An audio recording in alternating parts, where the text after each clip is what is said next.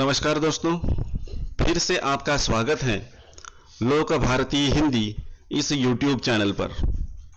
सातारा जिला हिंदी अध्यापक मंडल सातारा और लोक भारती हिंदी के संयुक्त तत्वाधान में सेतु अभ्यास का मार्गदर्शन करने हेतु मैं विनायक बगाड़े उपस्थित हूं। दिन है 25वां, दिनांक है 25 जुलाई 2021 और कक्षा है 7वीं। आज के हमारे क्षेत्र 7वीं कक्षा के लिए लेखन कौशल है भाषण लेखन। इसके लिए अध्ययन निष्पत्ति दी है। दैनंदिन घटनाओं को अलग अलग उद्दिष्टों के अनुसार लिखते समय शब्द समूह, वाक्य और मुहावरों तथा कहावतों का उचित उपयोग करते हैं। इसमें सबसे पहली कृति दी गई है, आओ पता करें। अपने परिवेश का निरीक्षण करवाएं। आपका अपना जो परिवेश है, जो वातावरण है आसपास का, इसका निरीक्षण कीजिए। आपके पास पेड़ पौधे या फिर पहाड़ या फिर मैदानी इलाका जो भी है उसका निरीक्षण कीजिए।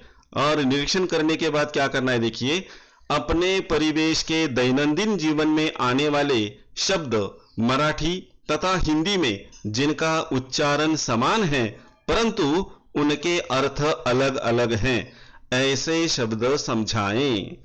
और आसपास का निरीक्षण करने के बाद जो लोग भाषा बोलते हैं, अगर मराठी भाषा बोलते हैं तो मराठी भाषा और हिंदी भाषा इन दोनों में ऐसे शब्द पाए जाते हैं कि जिनका उच्चारण समान होता है लेकिन अर्थ भाषा बदलने के कारण बदल जाता है।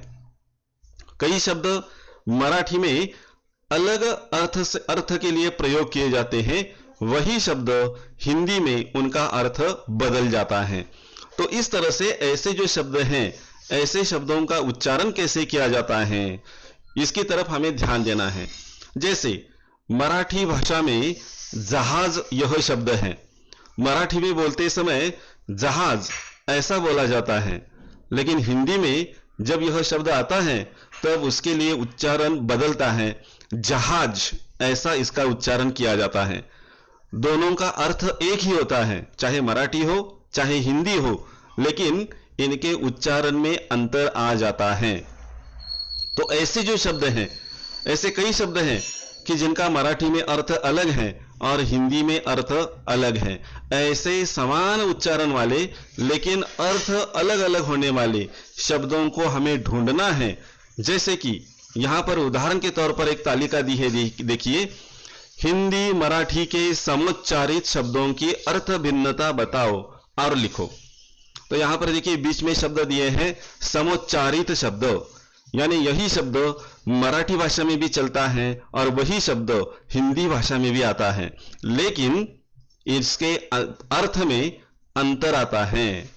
तो ये दोनों भाषाओं में आया हुआ अंतर यहां पर हमें लिखना है। एक तरफ है मराठी अर्थ, यानी उस शब्द का मराठी में क्या अर्थ होता है वह लिखना है, और उसके आगे दिया है हिंदी अर्थ, इसका मतलब वही शब्द लेकिन उसका हिंदी भाषा में अर्थ क्या होता है वह लिखना है। तो देखिए पहला शब्द है कल। कल शब्द यह मराठी में रुझान या रुचि के अर्थ में इस शब्द का प्रयोग किया जाता है, लेकिन कल यह शब्द अगर हिंदी में आता है तो वह आने वाले समय के बारे में या बीते हुए समय का ज्ञान कराता है। यानी शब्द है एक ही कल, लेकिन उसका मराठी में अर्थ अलग होता है और हिंदी में अर्थ अलग होता है। जैसे मराठी में रुचि या रुझान उसे कहते हैं और हिंदी में आने वाला समय या बीता हुआ समय, इसके अर्थ में इसका प्रयोग किया जाता है। अगला शब्द है सही। सही इसका मराठी में अर्थ होता है हस्ताक्षर। जब पत्र लेखन लिखते हैं तो पत्र लेखन के नीचे हम अपना हस्ताक्षर करते हैं, उस अर्थ में सही इस शब्द को लिया जाता है मराठी भाषा में। लेकिन हिंदी में अगर यह शब्द आता है सही तो इसका अर्थ होता है योग्य अथवा उचित। तो ऐसे शब्द का उच्चारण एक ही है, शब्द ही एक है, लेकिन भाषा बदलने से उसके अर्थ में अंतर आ जाता है। अगला शब्द है खोल। खोल शब्द देखिए, मराठी में इसका अर्थ आता है गहरी या गहरा। कुआं कितना गहरा है, तो यह गहरे के अर्थ में खोल यह शब्द मराठी भाषा में प्रयोग किया जाता है। लेकिन हिंदी में इसका अर्थ होता है, एक क्रिया है खोलना। तो इस तरह से मराठी और हिंदी में एक ही शब्द है, लेकिन अर्थ में परिवर्तन हो जाता है।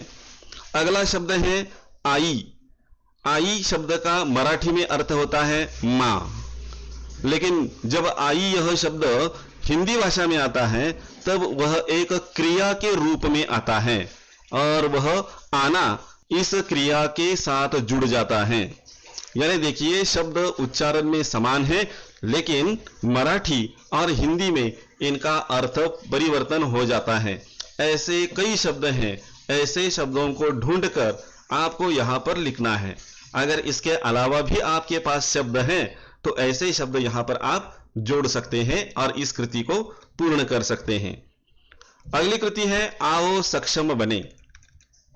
कृति क्या है देखिए, निम्नलिखित समोच्चारित शब्दों के हिंदी और मराठी के अर्थ लिखो। यहां पर भी क्या करना है, एक शब्द दिया है, इस शब्द का हिंदी में और मराठी में कौन सा अर्थ प्रकट होता है वो लिखना है।